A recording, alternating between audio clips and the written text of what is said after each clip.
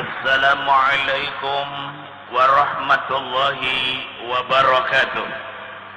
Alhamdulillahi rabbil alamin. Wassalatu wassalamu ala asyrafil anbiya'i wal mursalin wa ala alihi wa sahbihi ajma'in. Amma ba'd. Saudara-saudaraku kaum muslimin dan muslimat, rahimakumullah wa hadakumullah wa as'adakumullah wa atalallahu umrakum, di mana saja Anda radio Bahana Pendidikan Al-Mursyidul Amin. Renungan dan tafakkur kita kali ini, kami akan mencoba membicarakan tentang tanda diterimanya tobat seseorang. Walaupun tidak ada yang tahu tobat orang itu diterima atau tidak, tetapi Allah memberikan pengalaman kepada kita yang diterima seperti ini, yang tidak diterima seperti itu. Sama dengan ibadah-ibadah yang lain. Kita tidak mengetahui apakah ibadah kita itu diterima atau tidak, tetapi Allah memberi batasan kepada kita, yang diterima seperti ini melaksanakan, yang tidak diterima seperti ini. Saudara-saudaraku kaum muslimin dan muslimat rahimakumullah, setiap manusia pasti ada mempunyai kesalahan dan kekhilafan. Tidak ada orang yang di dunia ini yang tak bersalah, terkecuali nabi-nabi dan rasul-rasul. Rasulullah sallallahu alaihi wasallam pernah bersabda, "Kullu bani Adam khata'un wa khairu khata'in at-tawwabun." Setiap manusia pasti ada mempunyai kesalahan, namun sebaik-baik orang yang bersalah ialah orang-orang yang meminta ampun dari kesalahan itu. Karena itulah Rasulullah sallallahu alaihi wasallam sebagai penutan dan contoh dalam kehidupan beliau, setiap harinya beliau membaca istighfar sebanyak 70 kali, bahkan dalam riwayat yang lain 100 kali. Sabda Rasulullah sallallahu alaihi wasallam, "Wallahi inni la astaghfirullah wa atubu ilaih bil yaumi aktsara min 70 marratan." Wa fi haditsin akhar, "Ya ayyuhan nas tubu ila Allah fa inni atubu ilaihi bil yaumi 100 marrah." Demi Allah, sesungguhnya aku sungguh minta ampun aku akan Allah dan tobat aku kepadanya pada sehari lebih banyak daripada 70 kali. Dan pada hadis yang lain, "Wahai manusia, tobatlah kamu kepada Allah, sesungguhnya aku minta tobat kepada Allah seharinya 100 kali." Walaupun menggunung dosa dan melaut kesalahan seseorang, asalkan dia mau bertobat kepada Allah, niscaya Allah bersedia mengampuni dosa dan kesalahan orang tersebut. Firman Allah Subhanahu wa taala dalam Al-Qur'an, "Nabbi ibadi anni anal ghafurur rahim wa anna azabi huwal azabul alim." Wahai hambaku, kabarkan seluruh manusia bahwa aku ini Maha Pengampun lagi Maha Kasih Sayang, dan sesungguhnya azabku azab yang sangat pedih. Tapi ada orang yang tidak diampuni lagi oleh Allah Subhanahu wa taala akan dosa dan kesalahan seseorang. Satu, apabila roh sudah sampai di tenggorokan, yakni di khulqum, bersumber dari hadis Rasulullah, "Innallaha la yaqbalu taubata 'abdi ma lam yugharghir." Allah masih menerima tobat seseorang sebelum rohnya sampai ke khulqum. Seperti yang terjadi pada cerita Nabi Musa yang dikejar oleh Fir'aun. Akhirnya Fir'aun tenggelam di Laut Merah. Pada saat Fir'aun hendak tenggelam, rohnya sudah hampir ke tenggorokan. Ia berkata, "Amantu bi Rabbi Musa wa Harun." Aku beriman kepada Tuhan Musa dan Tuhan Harun. 2. Pada saat matahari terbit di ufuk barat dan tenggelam di ufuk timur. 3. Orang itu tidak mau bertobat, sudah ditutup hatinya dan sudah hitam seluruhnya. Karena Rasulullah bersabda, apabila hamba mengerja dosa, maka hati itu berbintik hitam. Tambah lagi berbuat dosa, bertambah lagi hitamnya. Akhirnya tertutuplah pintu hatinya untuk bertobat. Saudara-saudaraku kaum muslimin rahimakumullah, Allahu umrakum. Dan dia harus kembali kepada Allah, dan memang makna tobat secara lughat bahasa Arabnya ialah ar-ruju'u ilallah, yaitu kembali kepada Allah, yang jalan yang sebenarnya. Karena itulah syarat bertobat itu ada 3 apabila dosa kita dengan Allah. 1. Berhenti tidak mengerjakan lagi dosa itu. 2. Menyesal atas perbuatan yang telah lalu. 3. Bercita-cita tidak akan mengulangnya lagi buat selama-lamanya. Itu kesalahan kita kepada Allah. Tapi kalau kesalahan sama manusia, tambah lagi 1 syaratnya, yaitu mengembalikan benda atau harta yang kita ambil tadi. Allah berhadis qudsi, wahai manusia, apabila kamu bersalah kepadaku dan mau minta ampun kepadaku, datanglah, niscaya aku ampuni dosamu. Tapi kalau kamu bersalah kepada manusia, kamu harus datang kepadanya, jangan datang kepadaku. Kalau kamu datang kepadaku, kamu tidak akan aku ampuni. Kata Allah, aku tidak ikut campur kepada manusia. Bereskan sesama kamu. Maka itulah kita tidak boleh zalim kepada manusia. Minta ampunnya berat, terkecuali orang itu memaafi. Baru kita bisa mati beriman. Sekecil apapun, selama orang tidak meridhakan dan tidak mengampuni kita, matinya tidak bisa beriman. Apabila mati tidak beriman, tentu masuk neraka buat selama-lamanya. Jadi tenang saja kalau kita dizalimi orang, kuncinya di tangan kita. Benteng diri dari menzalim orang lain, karena orang yang kita zalimi belum tentu meridhakan. Berkata sebagian hukama, tanda diterima tobat seseorang dengan 4 faktor yang walaupun diterima atau tidaknya sekali lagi adalah hak prerogatif dari Allah. Tetapi Allah memberitahu yang diterima alamatnya begini, yang tidak diterima juga begini. Yang pertama, tanda tobat orang itu diterima, ayyamna alisanahu minal fuduli wal ghibati wan namimati wal kadhibi, bahwa menahan lidahnya daripada berkata sia-sia, mengupat dari orang lain, menggunjing kesalahan orang, dan ia berjaga daripada perkataan dusta. Alamat yang kedua, ayyara fi qalbi hasadan wala adawatan li ahadin minan nas. Di dalam hati orang yang bertobat selalu bersih dari iri hati dan dengki, serta tidak mendatangkan permusuhan bagi seseorang pun dari manusia. Ketiga, ayatruka ashabas su'i wa la yusahibu ahadan minhum, dan dia selalu menjauhi pergaulan orang-orang yang jahat dan tidak mau menemui seorang pun dari mereka.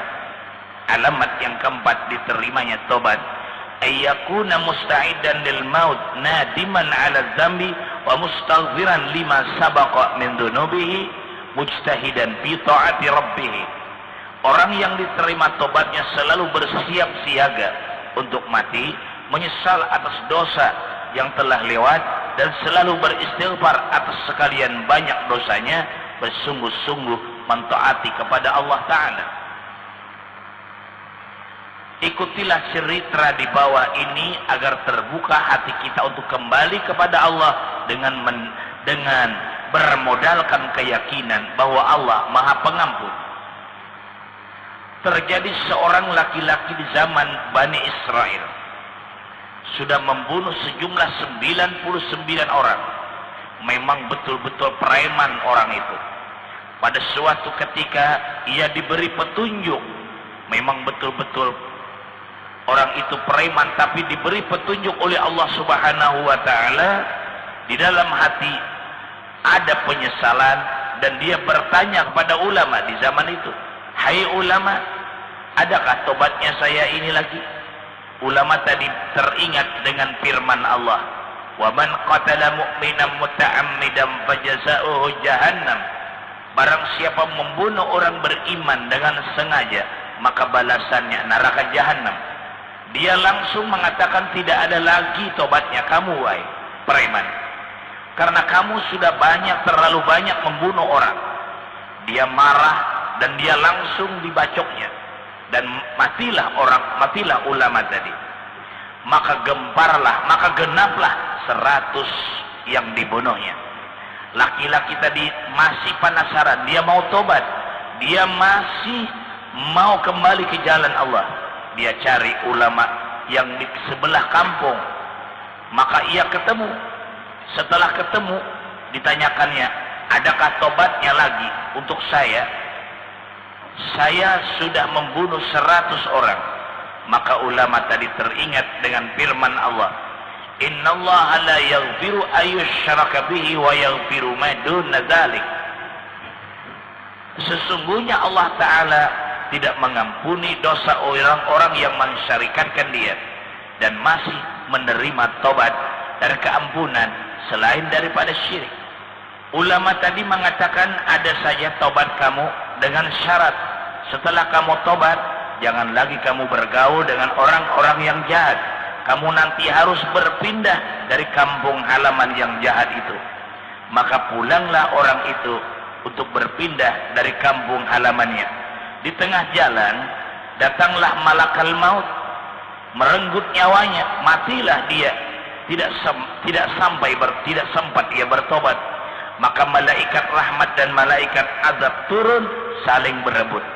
Kata malaikat rahmat, aku yang punya. Aku, kata malaikat azab, dia akan kumasukkan ke dalam surga, kata malaikat rahmat. Dia akan kumasukkan ke dalam neraka, kata malaikat azab. Dia mau bertobat, kata malaikat azab. Ini pasti masuk neraka karena dia belum sempat bertobat. Maka Allah perintahkan kepada Jibril untuk turun menghukumkan kepada 2 malaikat dengan putusan yang adil.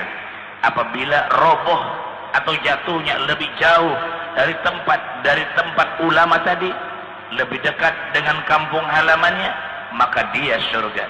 Apabila lebih dekat dengan kampung ulama tadi, yakni tidak sampai jauh dari ulama tadi dan lebih jauh dari kampung halamannya, maka orang itu neraka. Maka diukurlah oleh Jibril, ternyata sabak antara ulama dengan kampung, dan dia berangkat, jatuhnya tepat di tengah. Maka Allah perintahkan kemana menghadap jatuhnya, karena dia berjalan menuju pulang, tentu robohnya menuju tempat yang ditempuhnya. Maka orang tadi diputuskan oleh Jibril masuk ke dalam surga, padahal dia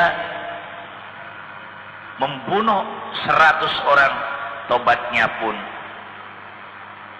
tidak sempat, lidahnya mengatakan astagfirullah, tapi hatinya berkeinginan untuk bertobat. Cerita orang yang bertobat berikutnya. Seorang lelaki datang kepada Sayyidina Umar bin Khattab, menangis minta tobatkan kepada beliau. Berarti orang ini ada sudah tanda bahwa dia harapan baik. Apabila seseorang mengaku dirinya berdosa, berarti dia sudah dicintai oleh Allah. Seperti hadis Rasulullah sallallahu alaihi wasallam, "Idza ahabballahu ta'ala 'abdan bassarahu bi'uyubi nafsi." Apabila Allah benar-benar mencintai seseorang, maka Allah perlihatkan keaiban dirinya. Kata Sayyidina Umar, aku tidak berhak mentobatkan engkau. Mari kita sama-sama kepada Rasulullah. Nanti Rasulullah mentobatkan kamu. Datanglah keduanya dengan Rasulullah. Maka Rasulullah berkata, dosa apa yang kamu perbuat? Dia menangis, malu saya ya Rasulullah. Apa kamu tidak malu dengan Allah? Kisahkan saja, dosa apa yang kamu perbuat? Terlalu besar dosa saya wahai Rasulullah. Bertanya Rasul, mana besarnya dengan langit dan bumi? Lebih besar dosa saya ya Rasul. Mana besarnya dengan Lauhul Mahfuz? Ya, lebih besar dosa saya ya Rasul. Mana besarnya dosa kamu dengan Aras? Juga lebih besar dosa saya ya Rasul. Mana besarnya dosamu dengan rahmat Allah? Kalau rahmat Allah jauh lebih besar rahmat Allah daripada dosaku. Coba ceritakan dosa apa yang kamu kerjakan selama ini. Mulailah dia bercerita. 7 tahun masa yang lalu, saya seorang pemuda, pekerjaan saya membongkar pakuburan setiap orang yang baru meninggal. Saya bongkar kuburnya dan saya telanjangi dia. Saya ambil kain kafannya, kemudian saya cuci, kemudian saya jual. Berlalu pekerjaan itu sampai 7 tahun ya Rasul. Maka malam tadi kejadian saya bongkar pakuburan anak perempuan dari orang Madinah, dari orang Ansar yang masih perawan. Kemudian saya zinahi dia. Di tengah-tengah demikian Allah kembalikan rohnya. Maka hiduplah orang tadi seraya berkata, hai anak muda, kamu harus bertanggung jawab di hadrat Allah. Engkau tinggalkan aku dalam keadaan junub. Bertemu dengan Allah, aku tidak bisa mandi lagi. Disitulah aku sadar ya Rasul, ada kehidupan setelah mati, ada pembalasan. Itulah dosa-dosa yang saya lakukan. Maka terkejutlah Rasul, langsung beliau berkata, keluar kamu wahai anak muda, aku takut daripada murka Allah dan laknat Allah turun. Maka turunlah ia dari rumah Rasul sambil menangis, ya Allah, ya Rabb, Rasulmu telah mengusir saya, padahal saya sebenarnya mau bertobat. Kalau Rasul menolak, pintu mana lagi hamba datang selain pintu Engkau ya Allah? Aku tidak putus asa. Kemudian dia berjalan terus, kakinya melangkah, tertatih-tatih, tidak terarah tujuan jalannya. Langkahnya guntai sehingga dia jatuh pingsan. Akhirnya dia membaca istighfar terus dan meninggal dunia. Maka Allah berwahyi kepada Nabi, kepada malaikat Jibril, turun oleh engkau, turun oleh kamu dan temui kekasihku Muhammad, sampaikan dan ajukan dengan beberapa pertanyaan. Turunlah malaikat Jibril menemui Rasul dan menanyakan, Muhammad, Allah bertanya, kenapa engkau usir hambaku yang mau bertobat? Engkaukah yang menerima, memberi rezekinya? Engkaukah yang menjadikan dia? Dan engkaukah yang memberi makan dia? Kalau keseluruhannya itu engkau, maka engkau boleh mengusirnya dan engkau boleh tidak terima tobatnya. Tapi kalau seluruhnya itu urusan aku, maka aku terima tobatnya, karena dia benar-benar mau bertobat dan menyesali perbuatannya. Carilah dia, karena dia adalah sudah mati. Laki-laki itu adalah salah satu seorang dari wali-waliku. Ajak sahabatmu Muhammad, mandikan dia dan sembahyangkan. Sampaikan kepada sahabatmu, siapa yang menyembahyangkan orang itu pun akan kuampuni dosanya. Maka itulah Rasulullah bersabda, man shallal maghfur fahuwa maghfurun lah. Barang siapa menyembahyang orang yang diampuni Allah dosanya, maka orang yang menyembahyangkan pun akan diampuni oleh Allah Subhanahu wa ta'ala. Demikianlah cerita dan kabar gembira bagi orang-orang yang bergelimang dengan dosa dan maksiat. Hendaklah kembali ke jalan yang sebenarnya, karena Allah akan menerima tobatnya. Tanda tobatnya diterima yang paling mendasar dan mudah dilihat, hadis Rasulullah sallallahu alaihi wasallam, man taba wa lam yata'allam bil ilma fa taubatu ghairu sahihin. Barang siapa mengaku bertobat tapi tidak terlihat kegiatan sehari-harinya menuntut ilmu, maka tobatnya tidak benar dan tidak diterima. Rasulullah bersabda, at-taibu minadz dzambi kaman la dzambalah. Orang yang bertobat dari dosa seperti orang yang tidak berdosa. Lagi banyak ayat-ayat firman Allah, ya ayyuhalladzina amanu tubu ilallahi taubatan nasuha. Asal jangan kembali lagi mengerjakan dosa sesuai dengan syarat-syarat tobat. Firman Allah, walaisatit taubatu lilladzina ya'maluna sayyi'at. Bukanlah orang yang bertobat bagi orang yang masih mengerjakan dosa dan orang yang mengulangi pekerjaan seperti dosa yang lewat. Demikianlah renungan kali ini, semoga ada manfaatnya dan semoga Allah mengampuni seluruh pelanggaran yang kita kerjakan. Semoga Allah Subhanahu wa taala selalu menyertai kita dan syafaat Rasul yang selalu kita dapati di dunia wal akhirah. Amin ya rabbal alamin.